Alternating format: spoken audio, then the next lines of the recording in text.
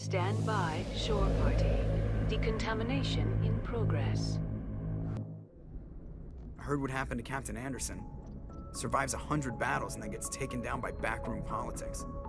Just watch your back, Commander. Things go bad on this mission, you're next on their chopping block. Captain Anderson should be the one in charge. It's like I'm stealing the ship from him. Yeah, the captain got screwed. But it's not like you could have stopped it. Nobody's blaming you.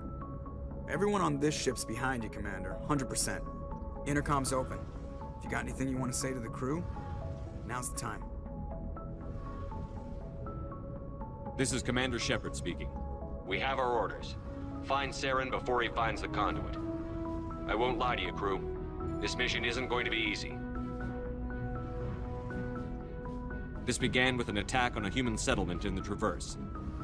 But we know Saren won't stop there. His Geth armies aren't going to stay on the far fringes of Citadel space. Our enemy knows we're coming. Wherever he searches for the conduit, we'll be there. We will hunt him to the very ends of the galaxy and bring him down. This is the most important mission any of us have ever been on. The fate of an entire galaxy is at stake. We will stop Saren, no matter what the cost. Well said, Commander. Captain will be proud.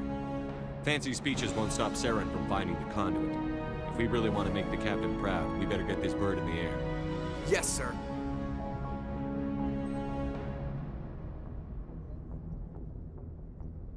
And that's the leadership that I think anyone in the Alliance saw in Shepard.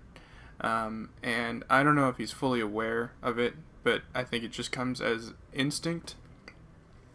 But I think it's important to see that he still doesn't feel right being on Anderson's ship, although over time he'll obviously take ownership of the Normandy and it'll become Shepard's crew, not Anderson's crew. Yeah, so I'm going to do a full walkthrough of the Normandy for those of you watching on YouTube, just because I don't think I'm going to make an effort to show the whole Normandy with as little editing as possible. That way you all can get a sense of scope, a sense of scale of the Normandy and the people on it.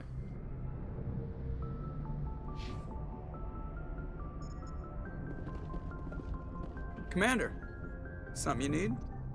How's the Normandy performing? Is she everything they said she'd be? She's the best ship in the fleet, if you've got a pilot who knows how to handle her. Balance isn't what you'd expect.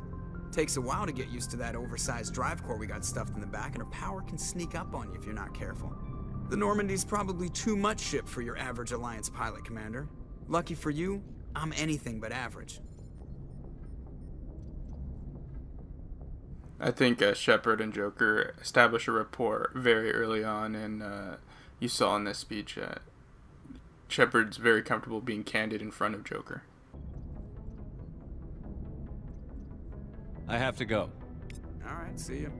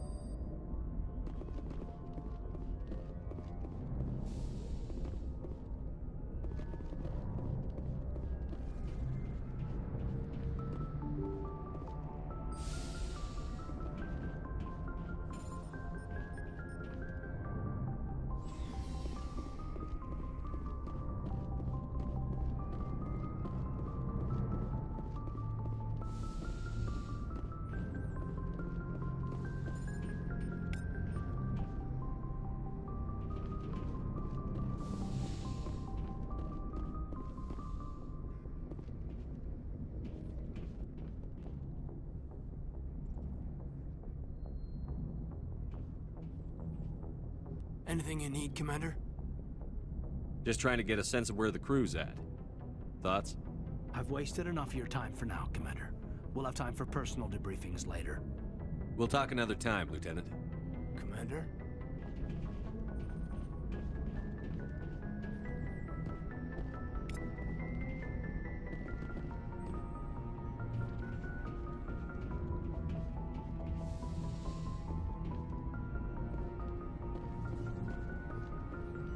Yes, Commander?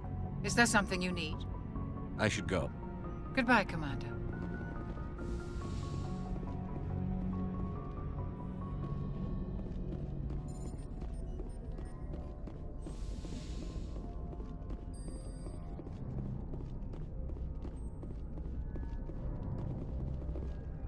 And you're about to be welcomed onto the slowest elevator in the entire game.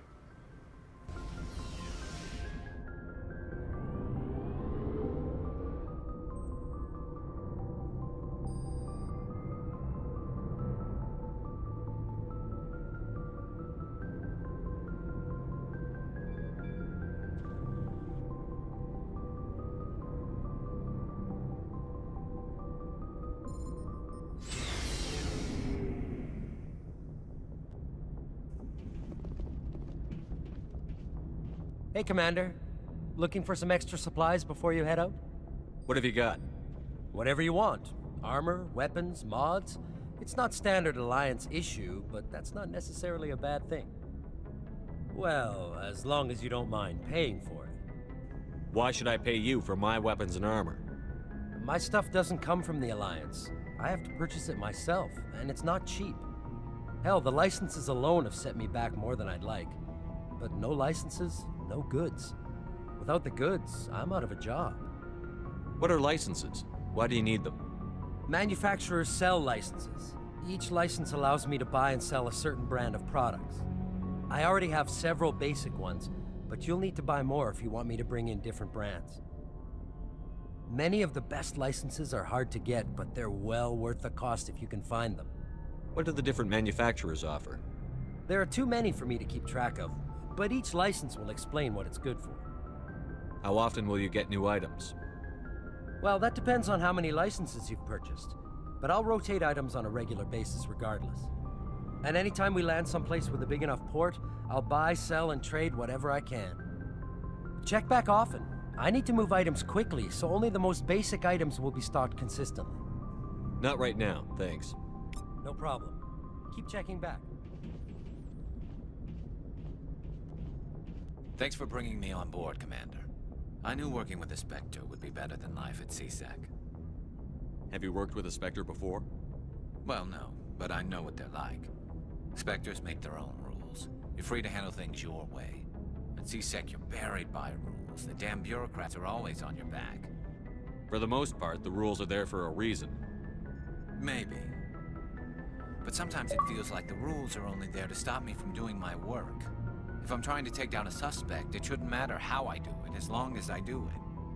But CSEC wants it done their way. Protocol and procedure come first. That's why I left. So you just quit because you didn't like the way they do things? There's more to it than that. It didn't start out bad, but as I rose in ranks, I got saddled with more and more red tape. CSEC's handling of Saren was typical. I just couldn't take it anymore. I hate leaving. I hope you made the right choice. I'd hate for you to regret it later. Well, that's sort of why I teamed up with you. It's a chance for me to get off the Citadel, see how things are done outside CSEC. Either way, I plan to make the most of this. And without CSEC headquarters looking over my shoulder, well, maybe I can get the job done my way for a change. If getting the job done means endangering innocent people, then no. We get the job done right, not fast. Got it? I wasn't trying to. I understand, Commander. So that exchange is really important because I feel as if Shepard can relate to Garrus in terms of the red tape and rising in ranks and being faced with mountains of more red tape. But I think Shepard has bared with it in this in a certain way that the red tape is there, yes, but you don't go about breaking the rules just for the sake of wanting to do it your way. You have to make sure that you do it the right way, and I think it was important for Garrus to realize that, and it's very important also to see that Garrus is subordinate to Shepard on this vessel. So just wanted to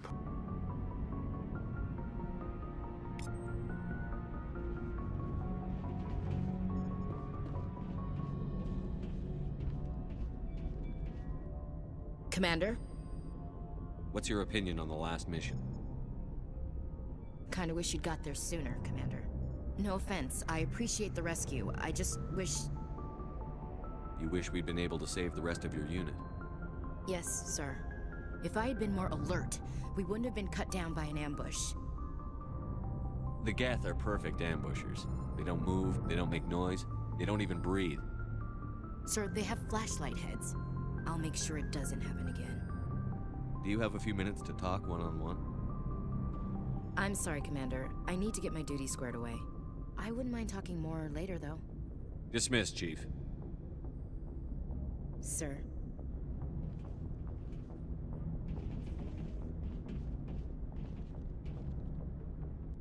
Nice ship you've got, Shepard. What can I do for you? What's your story, Wrex? There's no story. Go ask the Quarian if you want stories. You Krogan live for centuries. Don't tell me you haven't had a few interesting adventures. Well, there was this one time the Turians almost wiped out our entire race. That was fun. I heard about that. You know, they almost did the same to us. It's not the same.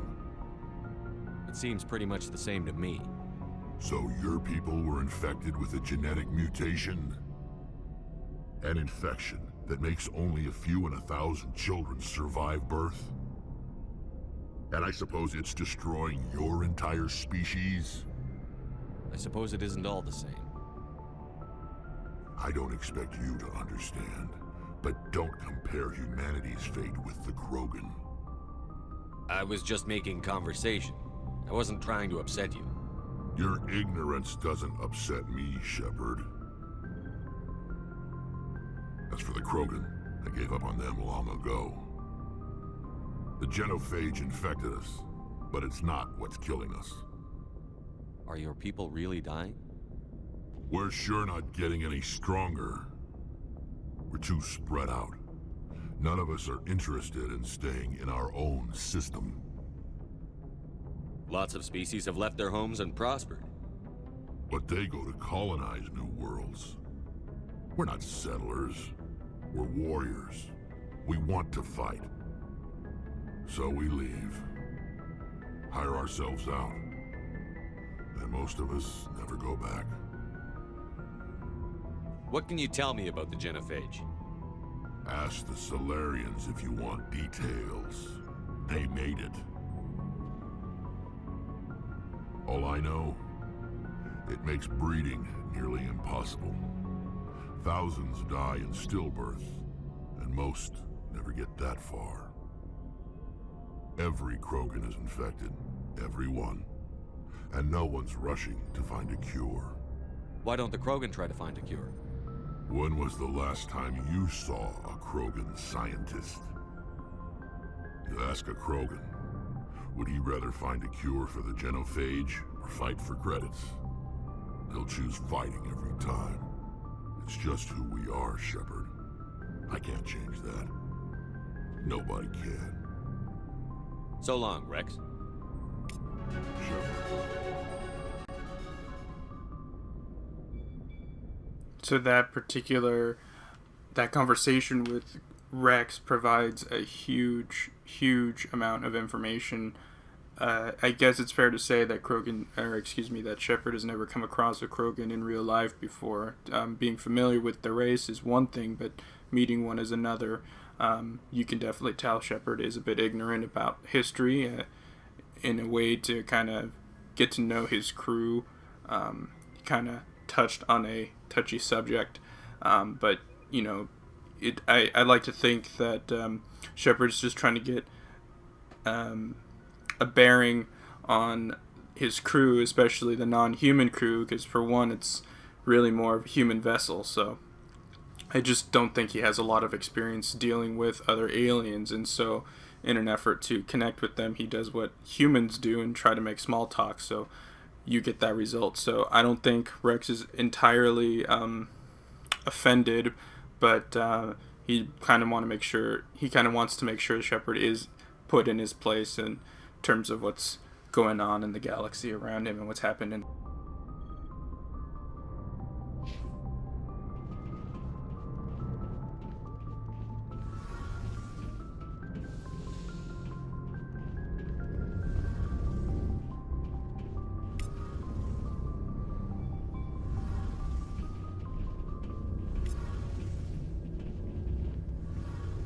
Your ship's amazing, Shepard. I've never seen a drive core like this before. I can't believe you were able to fit it into a ship this small. I'm starting to understand why you humans have been so successful. I had no idea Alliance vessels were so advanced. The Normandy's a prototype. Cutting-edge technology. A month ago, I was patching a makeshift fuel line into a converted tug ship in the flotilla. Now, I'm sitting on board one of the most advanced vessels in Citadel space. I have to thank you again for bringing me along. Traveling on a vessel like this is a dream come true for me. I had no idea you found ship technology so interesting. It comes with being a Quarian. The migrant fleet is the key to the survival of my people. Ships are our most valuable resource. But we don't have anything like this. We make do with cast-offs and second-hand equipment. We just try to keep them running for as long as we can. Some of the fleet's larger vessels date all the way back to our original flight from the Geth. I can't believe your fleet's still using ships that are 3 centuries old. They're constantly being repaired, modified, and refitted. They aren't pretty, but they work. Mostly. We've tried to make ourselves as independent as possible on the flotilla, grow our own food, mine and process our own fuel. But some things we just can't make on our own.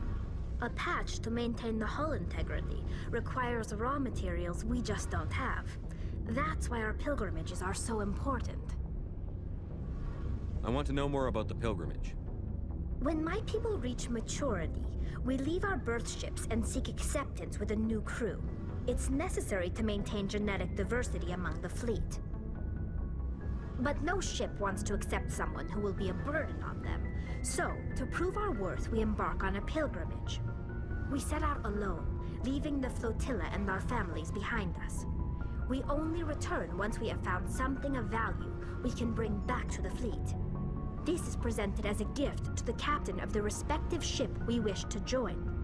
If the gift is accepted, we are welcomed into the crew. Can a captain choose to reject the gift? That doesn't happen often. Most captains are eager to increase the size of their crew. It increases their own standing in our society. Even when the gift is not particularly valuable, the captain usually accepts it out of a sense of tradition. However, there is a stigma to presenting a substandard gift. It's not the best way to make a good impression on a new community. Most pilgrims don't return until they find something worthwhile. I can't believe they just send you off alone. It's not like they just cast us out. Before we leave, we are given lessons in how to survive outside the flotilla, and given gifts to help us on our journey. We also receive implants to fight off sickness and disease. Generations of living in an isolated and highly controlled environment have left our immune systems weaker than most. By the time we leave the fleet, we are well equipped for the pilgrimage. This is a rite of passage for all Quarians. If it were dangerous, our numbers would suffer.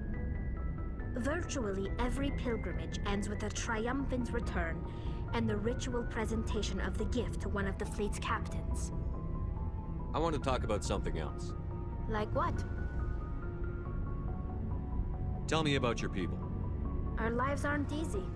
Resources are scarce, and we are constantly on the move. Everything we do must in some way contribute to the continuation of the migrant fleet.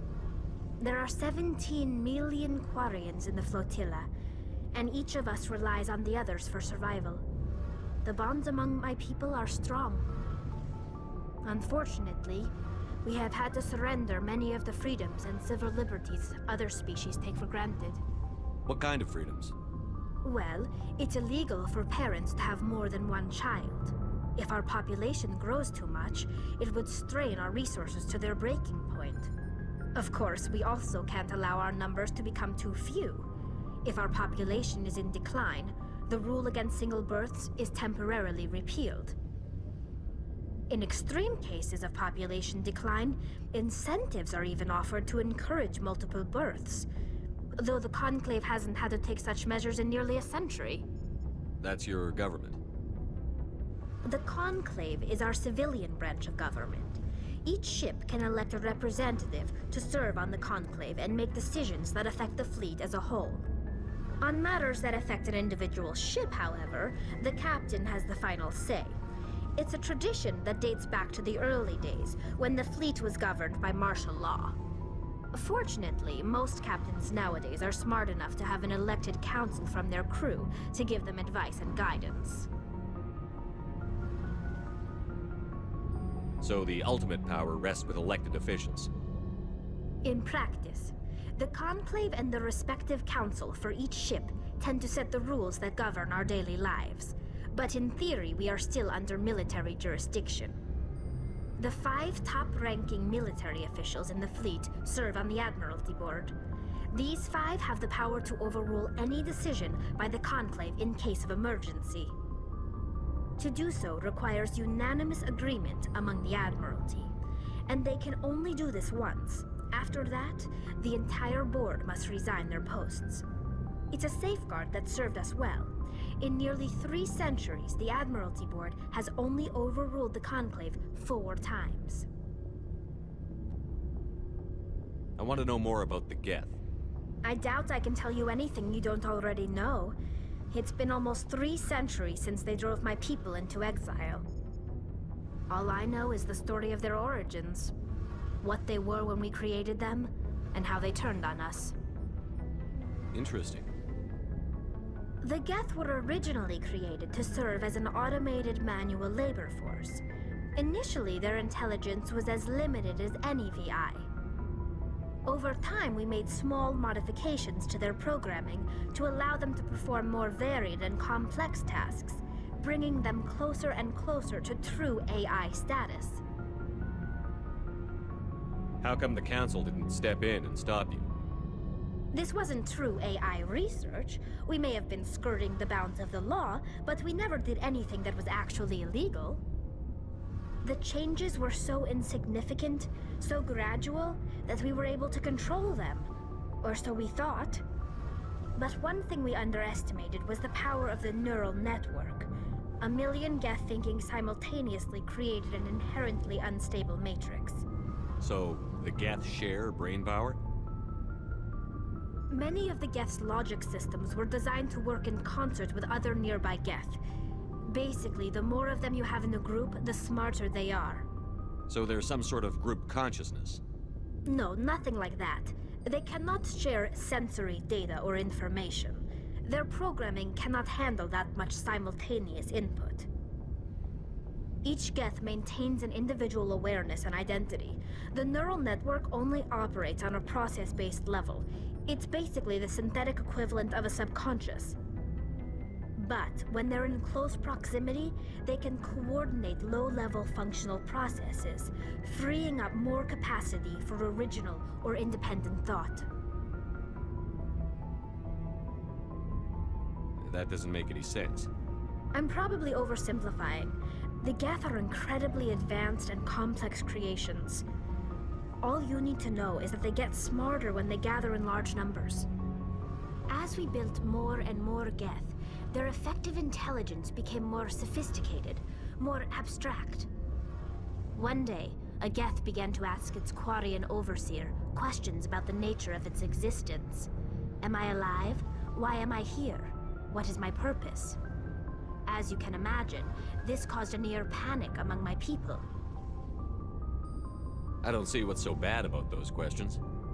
The Geth were created to engage in mundane, repetitive, or dangerous manual labor. That's fine for machines, but it won't satisfy a sentient being for long. The Geth were showing signs of rudimentary self-awareness and independent thought. If the Geth were intelligent, then we were essentially using them as slaves. It was inevitable the newly sentient Geth would rebel against their situation. We knew they would rise up against us, so we acted first. A general order went out across all Quarian-controlled systems to permanently deactivate all Geth. The Geth responded to this order violently. You can't blame them for fighting for their survival. We had no other choice. The Geth were already on the verge of revolution. By acting quickly, we had a chance to end the war before it began. The hope was that most of the Geth would still be little more than machines, incapable of organized resistance. but they had progressed much further than anyone anticipated. The war was long and bloody. Millions upon millions of Quarians died at their hands. In the end, we were forced to flee our own homeworld. We feared the Geth would pursue us, but they never came beyond the Veil. Now we drift through space, exile searching for a way to reclaim what was once ours. I should go. See you later. So now, I think it's important to have Shepard come across as beginning to realize the importance of having Tali on board, because while she is young, she has an extensive knowledge, as you can tell, of the Geth, which can only help you down the road in your mission. So Udina's tampering, if you will, really actually is an asset now to Shepard, because down the line you'll be able to find out more about the Geth through her. At the same time, he's trying to get used to the fact that, well, she's really only been out on her own for a month. You heard at the beginning of her pilgrimage. And so he's got to look out for that too, in terms of what she's actually capable of. But overall, it's a good idea that she's on the ship. I just want to, before I end this particular recording, just give a general overarching overview of the crew. So I look at Garrus as the relationship between Shepard and Garrus, as Shepard maybe being a bit of an older brother to Garrus. They could be the best of friends, but Shepard kind of wants to smooth out the rough edges that Garrus may have, or show him, or lead by example, the right way to do things. Ashley is going to be a loyal crew member along with Caden, friends and really close-knit, mainly because they're humans, but also because they share the Alliance background. Wrex is like one of those guys where over time you just come to talk to, and he's going to tell it to you straight, but you always know that he's going to have some kind of insight that's going to be important, or at the very least he's going to have a story or two to tell. And then obviously Tali, she talks a lot, but it's all, I think, because it's a new experience for her after leaving the flotilla. So with that, we'll go into part 8.